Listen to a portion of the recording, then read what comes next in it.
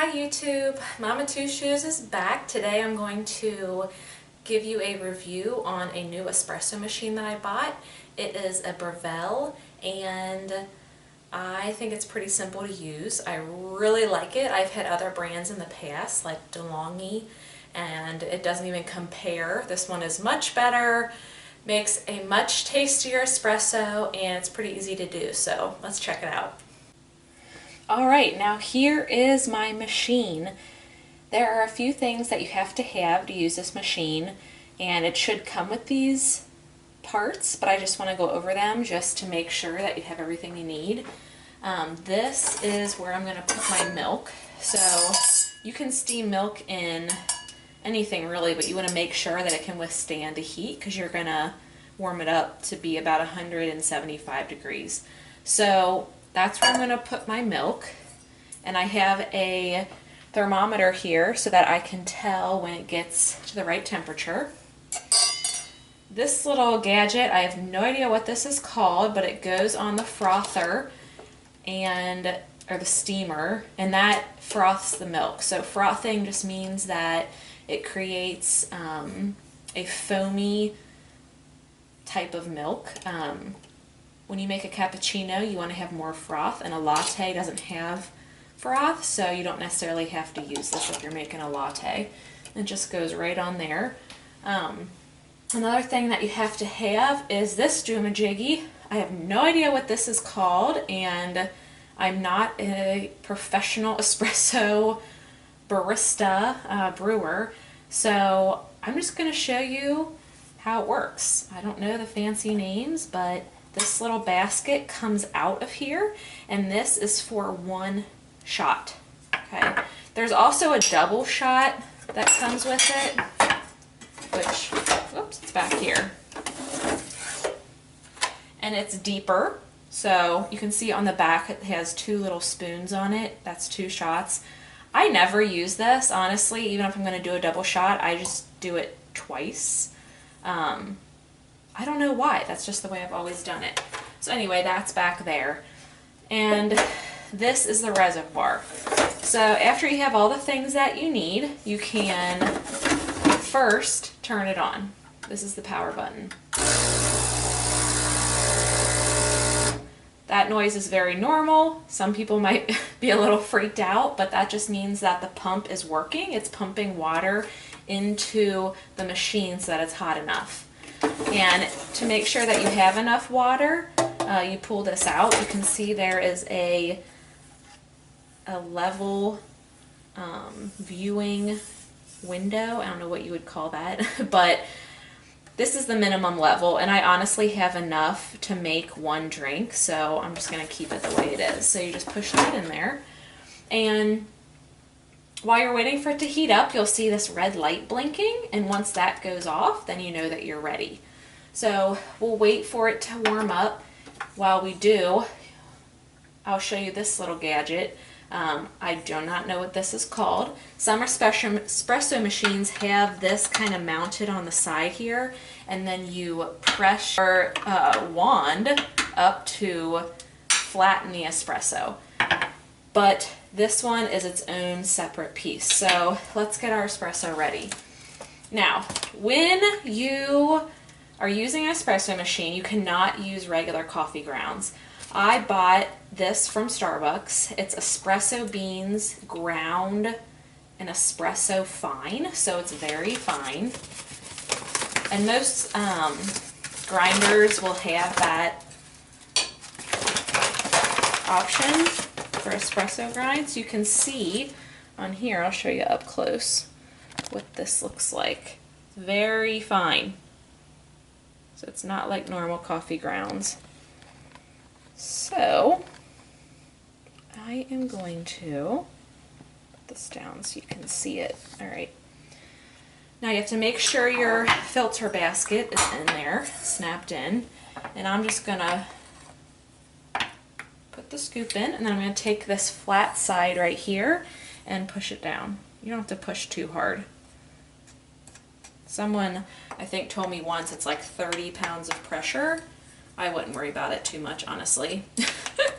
Again, I'm not a professional. I just make sure that it's packed down.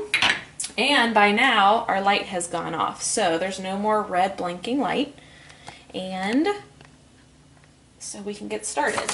So I have everything ready. We are heated up. I have my espresso in my little doomajiggy. I have my milk ready, but I didn't pour it in there yet because we don't need that quite yet. All you have to do is kind of feel around till it pushes up into the machine, and then you twist it until you're, let's see, perpendicular to the machine. This says lock on it, and you'll be able to feel when it tightens up. Now, a lot of people brew their espresso shots into shot glasses, but honestly, that just makes more dishes for me. So I'm just going to use a regular coffee mug and put it under there.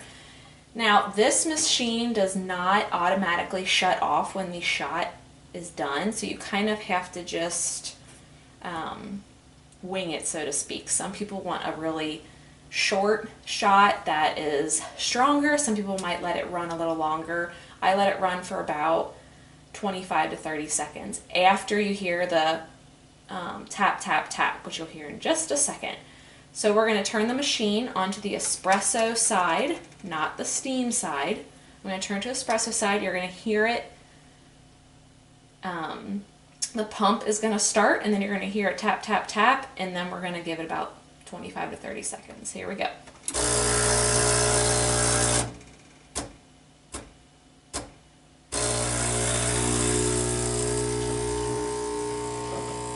Okay, you obviously heard it. I'm going to zoom in a little bit here, and you can see it coming out.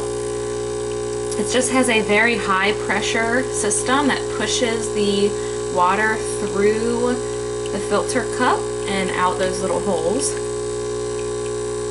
You can kind of see, you see it down in there? Oh yeah, there it is. It smells so good. So we're almost done. I'm going to set my camera back down.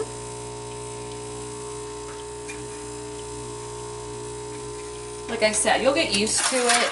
You'll know the length. You'll be able to hear the sounds. It's something you just kind of have to do by trial and error. And honestly, you can't screw it up, especially when you're amateur. So when you're done, it's going to look like this in the cup or in the shot glass. It kind of has that lighter film on the top. That's good. That's looking like a yummy shot of espresso. Some people will drink it the way it is, like that, but I like to add frothed milk, and I'm going to show you how to do that. So when you're done, you just twist it off, set it down. You're just going to throw the grounds away, and if you have a little bit of water, I'll show you on the top, that is perfectly normal, and that's what it should be. It shouldn't be completely dry. You want to have a little bit of water still sitting on top of your filter. So for the milk portion, just going to pour a little bit of milk in here. And this is, I don't know, maybe about a cup of milk. Again, it depends on how big your coffee mug is, depends on how strong you want your coffee, just depends. So trial and error. You're going to stick the wand into the cup. And now it's not hot until I turn it on. So you can use this rubbery pincher thing if it is hot, but right now it's not. So I'm going to turn it on, and this is quite loud. It's very squeaky. It's high pitched, but that's good. That's normal. If you ever go into a coffee shop, you will now probably notice that all the machines are squeaking, and that's good. And it also changes pitch when it warms up. It's really cool. So you can watch your thermometer, but the more and more you do this, you'll get the hang of it, and you'll know the sounds. You'll know exactly when it's hot enough because it sounds different. So here we go. I'm going to turn it to the steaming section, and I know it's already heated up because this is not blinking red. And here we go. Takes a few minutes. For some reason it does blink heating, I think just because it's making sure it's preparing it, and that is totally normal that this started blinking. There it goes.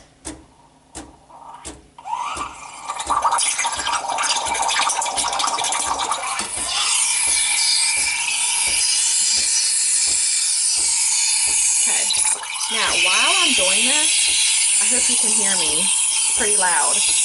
I can kind of go in and out of the milk, as you see, and that's going to create more froth.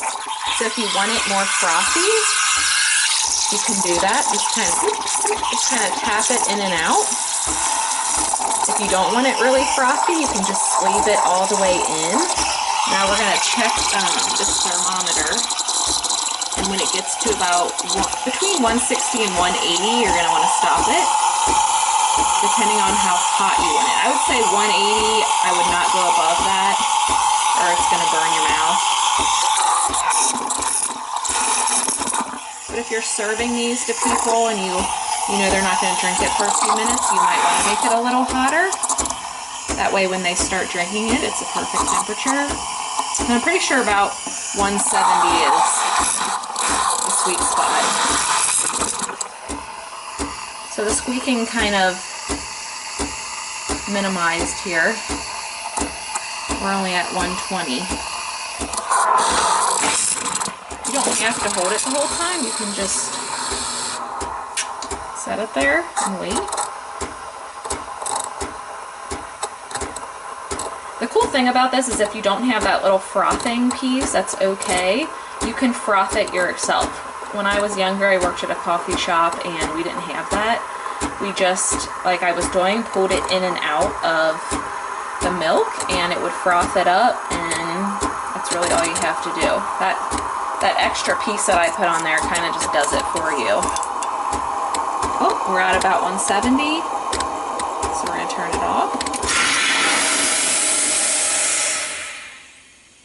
Now that we have our milk all done, use this little pincher piece so you don't burn yourself to lift it up.